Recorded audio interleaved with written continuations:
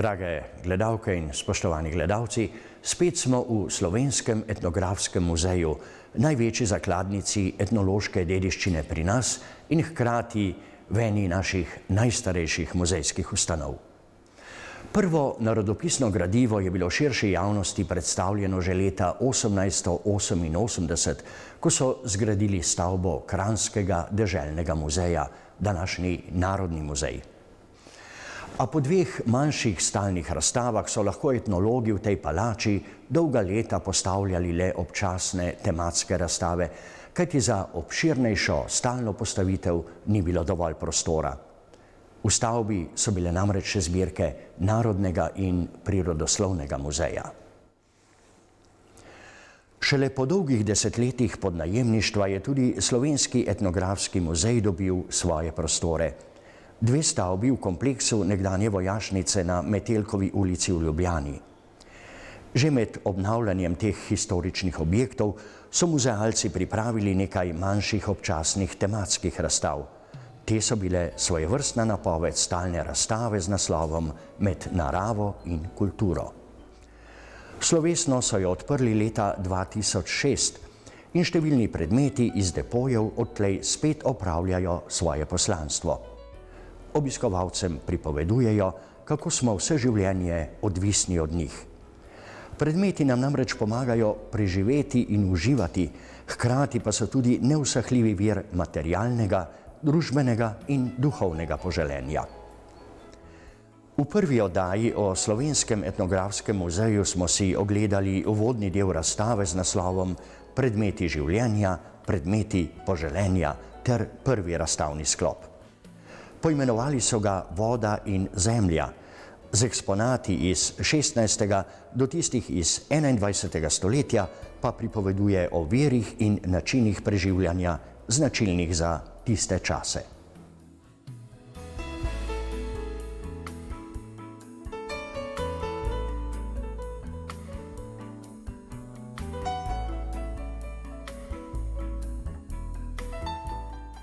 Drugi sklop stalne razstave Med naravo in kulturo, po katerem se bomo sprehodili tokrat, so poimenovali Potrebno in nepotrebno. Ta malce skrivnostni naslov je mogoče kaj hitro pojasniti.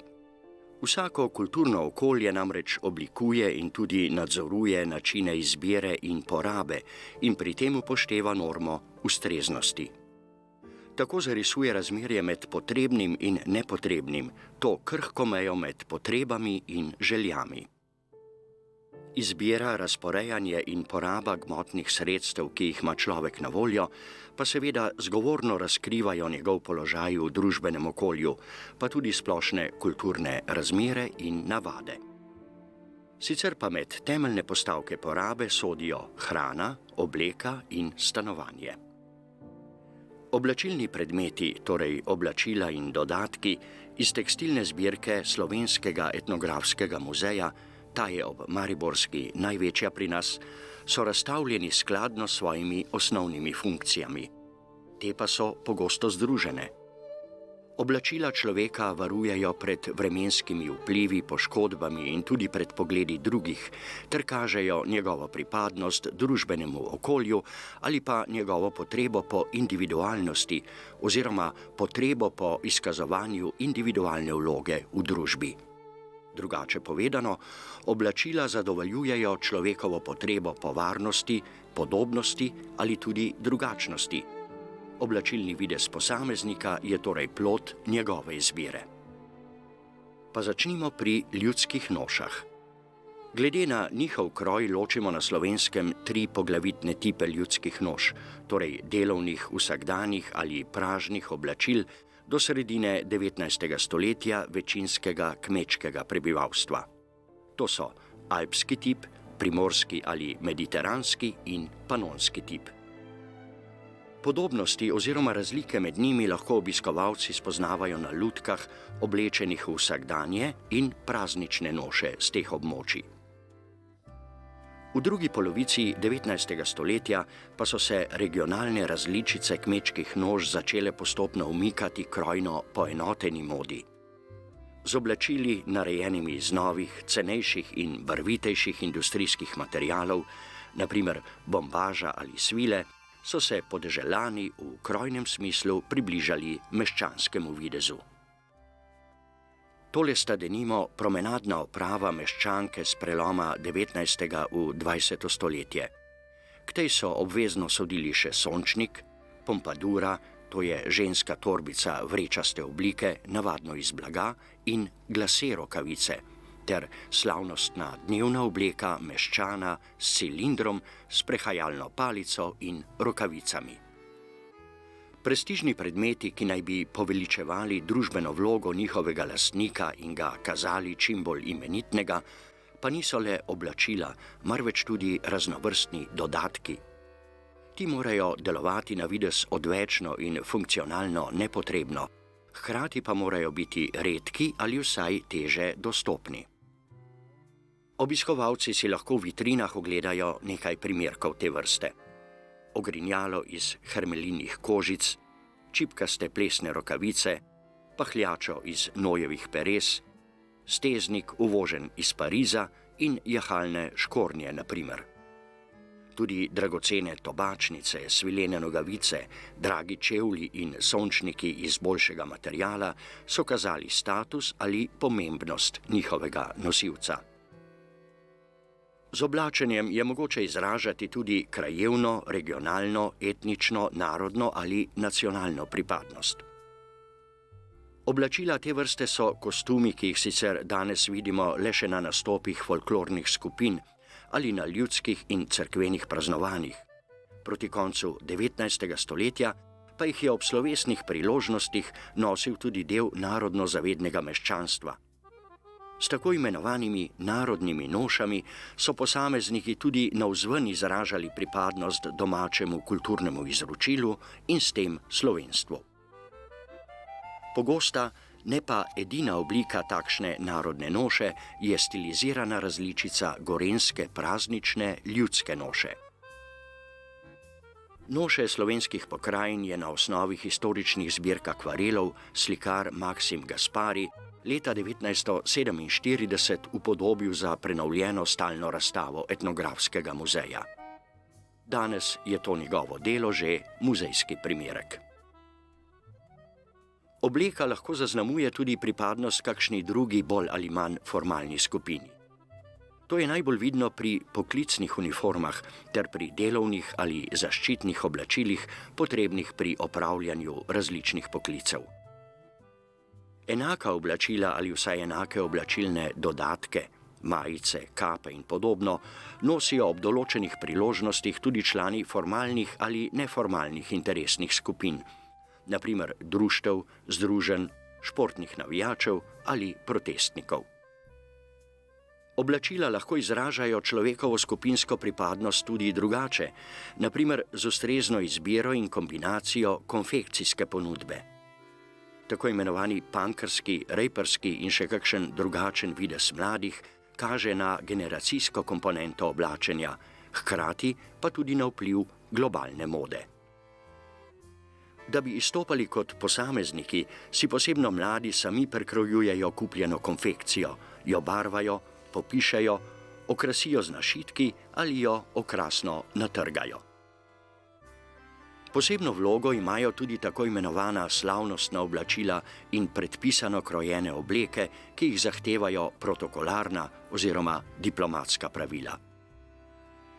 Prvi predsednik samostojne države Slovenije Milan Kučan in njegova soproga sta muzeju podarila nekaj oblačil, ki sta jih nosila ob pomembnih meddržavnih protokolarnih dogodkih. Razstavljeni so predsednikov frak in slovesna oblačila njegove soproge, ki sta jih nosila na prvem uradnem obisku v Vatikanu oziroma na sprejemu pri papežu Janezu Pavlu februarja leta 1993. Ženske obleke za slavnostne dogodke so praviloma dolge in sešite iz barvitih, finih materialov. Izjema v teh protokolarnih zahtevah je le strog vatikanski protokol, ki za sprejeme pri papežu ob temnem fraku za moške zahteva za ženske dolgo črno oblačilo z obveznim pokrivalom ali tenčico na glavi. Med oblačili, narejenimi za posebne priložnosti, je razstavljena tudi večerna obleka Svetlane Makarovič, unikatni model oblikovalca Alana Hranitelja. Pesnica jo je nosila na svojih koncertih šansonov.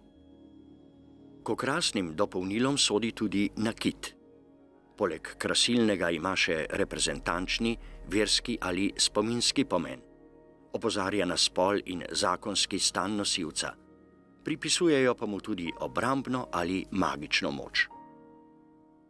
V vitrinah so med drugim razstavljeni okrasni glavniki za utrjevanje ženskih pričesk na temenu, sponke in igle za moške in ženske klobuke ter ženski in moški uhani različnih oblik in velikosti. Med obeski so tudi čarodejno varovalni, kot na primer obesek s križcem svetega Sebastjana, zaščitnika pred kužnimi boleznimi. Obeski amuleti z vstavljenimi kamni ali školjkami in otroški obeski v spomin na prejete svete zakramente. Med zaponkami je zanimiv primerek iz dragih kamnov in z obeskom z vdelanim tolarjem, na katerem je podoba avstro-ogrske cesarice Marije Terezije. Kovance so radi uporabljali tudi kot okrasne gumbe in kot dodatek moškim verižicam za ure, ki so veljale za pretežno meščanski nakit. Razstavljena je tudi zanimiva verižica, narejena iz konjske žime. Meščani so se radi kitili s prstani z monogrami, v zaročne pa so bili vrezani rastlinski motivi in reliefni motivi srca ali sklenjenih rok. Na podeželju prstanov, razen poročnih, niso nosili, saj bi jih masivni okrasni prstani pri vsakodnevnih kmečkih opravilih ovirali. Razstavljene so še različne okrasne spone za čevlje in pasove ter členkasti in verižičasti pasovi sklepanci. Čeprav okrasni sklepanci izvirajo iz plemiškega in meščanskega okolja, so postali tudi del kmečkih noš in imeli predvsem praktično vlogo. Nanje so obešali ključe in drobno orodje, na primer. Proti koncu 19. in v začetku 20. stoletja so postali tudi vidna sestavina tako imenovanih narodnih noš. Med oblačilne dodatke sodijo tudi pokrivala. Ta imajo poleg zaščitne tudi zgovorno družbeno funkcijo. Z nemo govorico oblike, materijala in krašenja sporočajo okolici, kdo so njihovi lastniki in kako pomembni so. Sicer pa je bilo dosledno pokrivanje glave za odrasle vsaj do 19. stoletja kar nekakšno pravilo. Razoglavi so bili lahko le otroci in neporočena dekleta. V krščanskem svetu je veljala tudi zahteva, da morajo biti moški med molitvijo in v cerkvi brez pokrival. Iz tega so se razvile šege odkrivanja pred duhovniki in pozneje tudi pred posvetno gospodo. Dandanes je odkrivanje v pozdrav le še izraz dostojnosti in bontona. Poročene ženske so morale imeti pokrito glavo ves čas. To izvira iz religioznih pravil ženske podložnosti. V 19. stoletju pa je to zahtevala spodobnost in to pravilo je zunaj domače hiše veljalo tudi za dekleta. V vitrinah je razstavljena vrsta avb, ki pa jih niso nosile le podeželanke. Kot sestavino tako imenovanih narodnih noš poznamo predvsem obliko avbe z vrhom. Ta je sestavljena iz dveh delov: platnenega okroglastega oglavja ali vrha in z vezeninami okrašene širše obrobe čelnika. Pokrila je celo glavo, videla sta se le obraz in vrat, prek nje pa so si ženske nadele še pečo. Peče, bele naglavne rute, so najstarejša ženska pokrivala. Izdelane so iz štirikotnega, na glavi v trikotnik preganjenega blaga. Starejše peče so bile iz platna, pozneje iz batista ali muslina in pogosto okrašene z vezeninami in čipkami. Premožnejše ženske so pozimi nosile žametne peče ali avbe iz kožuhovine. Med pokrivala sodijo tudi kape in klobuki. Kape so že nekaj stoletij predvsem ločevalne sestavine različnih uniform. Nekdaj so bile značilno vsakdanje pokrivalo predmestnih delavcev, danes pa so med drugim simbolno znamenje za delavce na splošno. Kape s ščitnikom so v prejšnjem stoletju postale celo športno pokrivalo pripadnikov višjih družbenih slojev. Ženske za volanom pa so si za vožnjo nadele modno šofersko kapo. Klobuke, pokrivala z različno oblikovanim tršim oglavjem in krajci, so nosili moški vseh družbenih stanov. Na kranjskem podeželju je bil med kmeti črn polsten klobuk do sredine 20. stoletja v splošni rabi tako za delovne kot za pražnje priložnosti. Pri težjih delih pa so nosili tudi klobuke iz drevesne gobe, ki so odlično upijali znoj. Visok trd klobuk, cilinder, je bil v prvi polovici 19. stoletja poglavitno pokrivalo pripadnikov višjih družbenih slojev. Pozneje pa so se mu pridružile še druge oblike klobukov. Različne klobuke in klobučke so nosile tudi meščanke in ta pokrivala so bila znamenje, ki jih je ločevalo od kmetic in revnejših mestnih prebivalk. Pa niso bili le nakit, pokrivala in različni okrasni dodatki tisti predmeti, ki so razločevali. Mednje sodijo tudi okrasi na tekstilnih izdelkih. Krašenje, torej dodajanje estetske vrednosti uporabnim predmetom, je treba razumeti ne le kot potrebo po lepem, pač pa predvsem kot potrebo po učinku. Dragoceno krašena tekstilija prinaša namreč tudi ugled. V posebnih premičnih vitrinah so na ogled različne vrste krasilnih tehnik in okrašenih predmetov. Vzorčno tkanje in tiskanje, okrasni šivi, našitki, obrobe in gubanje, pletenje, vezenje in različne čipkarske tehnike. Tako vezenine kot čipke so krasile pretežno pražnja oblačila in nabožne predmete ali pa notranjo opremo premožnejših domov. K okrasnim tekstilnim izdelkom sodijo tudi prti in prtički. So dopolnilo stanovanjske opreme, pa tudi del opreme, ki spremlja letne šege ali šege življenjskega kroga. Mrliški prt, na primer, velikonočni prt z vezenim napisom IHS, prtiček za bohov kot in hišni oltarček, pa čipkasto pleteni, klekljani ali kvačkani okrasni prti. Zadnji od naštetih so imeli predvsem reprezentančno vlogo. Razprostrti po mizah in komodah so s tehniko izdelave in dragocenostjo materialov razkrivali ali bolje rečeno razkazovali družbeni status družine.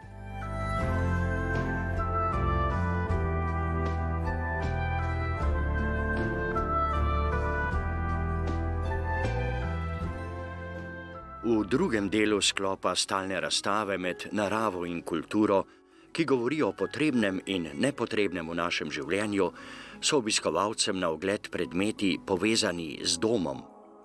A pomen bivanja in doma je bil v 19. stoletju na podeželju drugačen kot v mestu. Podeželanom je dom pomenil njihovo posest, meščanom pa samo stanovanje.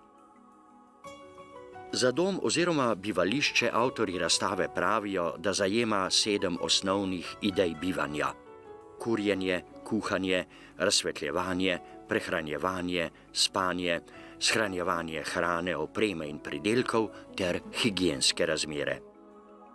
Seveda na posamične izvedbe teh idej vplivajo predvsem finančne možnosti lastnika in krajevne navade. V širšem pomenu pa na bivanjsko kulturo vplivajo gospodarske, družbene, politične in kulturne razmere. Do množične elektrifikacije po II. Svetovni vojni je bil osnova ogrevanja in razsvetljevanja ogenj. Svetloba in toplota sta se širili neposredno z odprtega ognjišča. Ogenj so zanetili s kresilnikom, kresilom in kresilno gobo. Vžigalice so začeli množično uporabljati šele proti koncu 19. stoletja. Da bi svetlobo razširili po vsem prostoru, so pozneje v železne podstavke ali v kovane čelešnike zatikali goreče trske. Oljenke in leščrbe na loj in mast so bile še v 19. stoletju najpogostejša oblika razsvetljevanja. Naslednja svetila pa so bile petrolejke. Sveče so prižigali predvsem v cerkvah in v hišah premožnejših ljudi. Večina prebivalstva pa se jih je lahko privoščila le ob posebnih priložnostih. Zadikali so jih v različno oblikovane kovane, lesene, steklene ali medeninaste svečnike. Prve električne luči so na Slovenskem zasvetile v sredini 19. stoletja. Popolna elektrifikacija pa je bila izvedena šele po II. Svetovni vojni. Odprto ognjišče je bilo vse do pojava štedilnikov v sredini 19. stoletja tudi temeljni vir energije za pripravljanje jedi. Zato je morala biti na voljo vsaj osnovna oprema.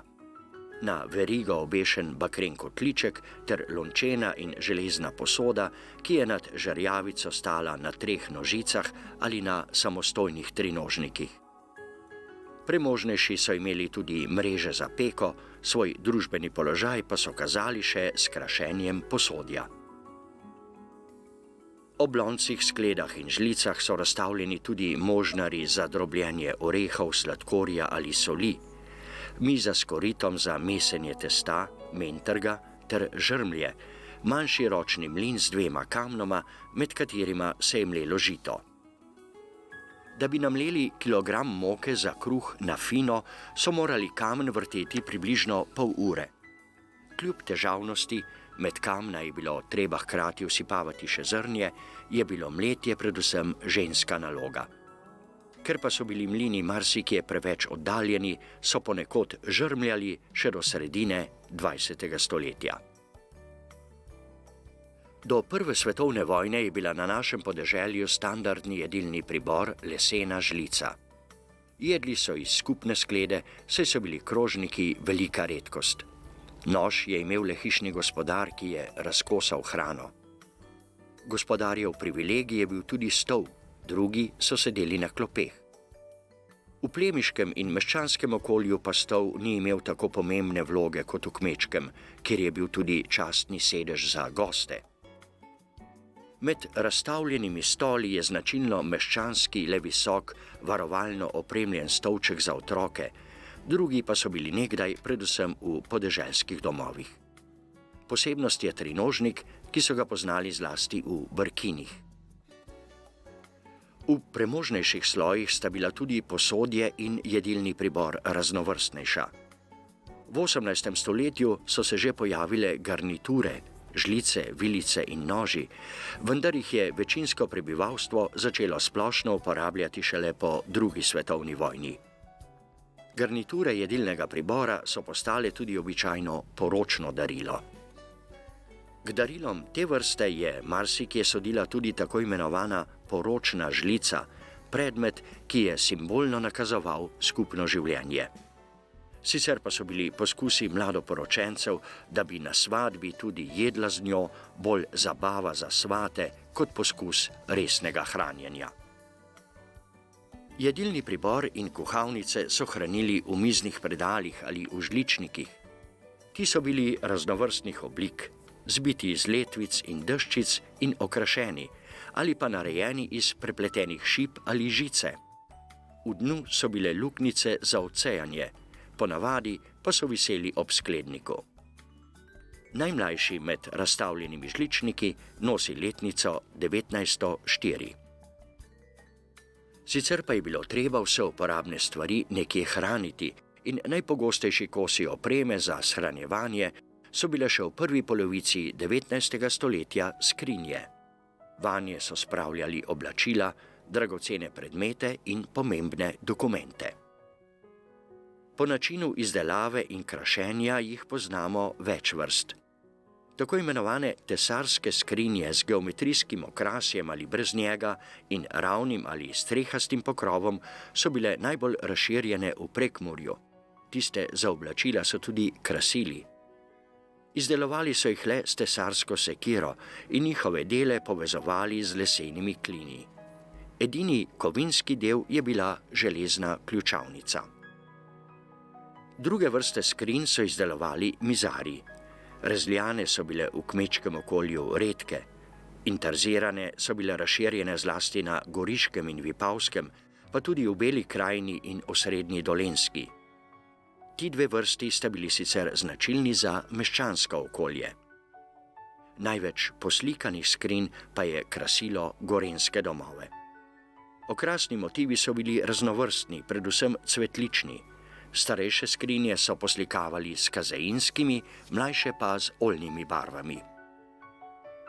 Bogato okrašene skrinje so bile pogosto del nevestine bale in zato so jim pravili tudi ženitovanske.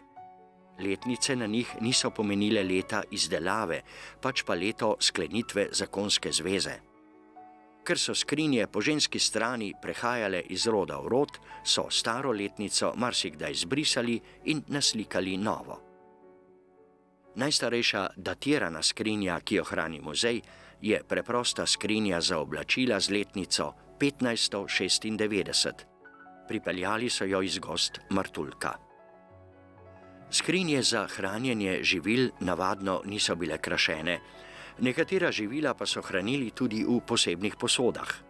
Mast in suho meso v lesenih dežah, olje v posodah izklesanih iz kamna, kislo zelje in repo v kadeh, žitno zrnje pa v velikih skrinjah z več prekati.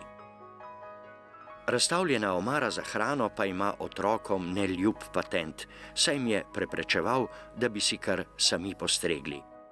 Ko je gospodinja zaklenila vratca, je hkrati onemogočila tudi odpiranje predalov ob strani. Stanovanjske prostore, domove so seveda morali tudi čistiti. Marsikje sta bili še v 50. letih 20. stoletja temeljni obliki čiščenja le vsakodnevno pometanje in tedensko ribanje lesenih podov.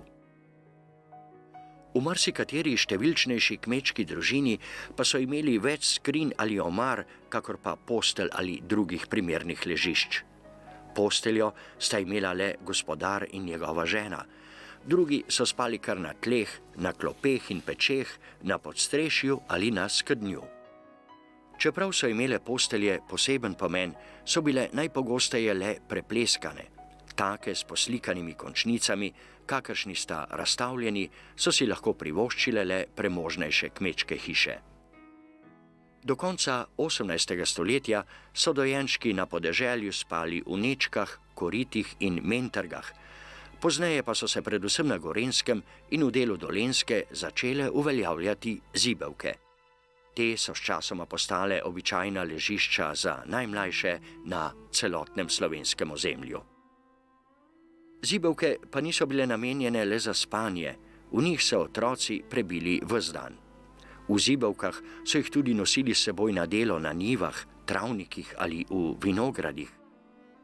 Luknjice v dnu so imele podobno funkcijo kot tiste pri žličnikih, za odsejanje recimo. Zibelke so tudi krasili.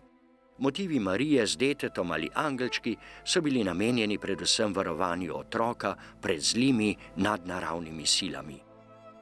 Takšne sile pa so z različnimi varovalnimi znameni na stropnikih ali vratnih okvirih odganjali tudi od domačije same. K temu tako imenovanemu duhovnemu varovanju doma sodijo še razpela, hišni oltarčki in bohkovi koti. Prav nič odvečno pa ni bilo tudi fizično varovanje. Od ograj in plotov do ključavnic, okenskih mrež in zapahov, ki so varovali tako lastnino kot dom in seveda tudi način življenja in bivanja njegovih stanovalcev.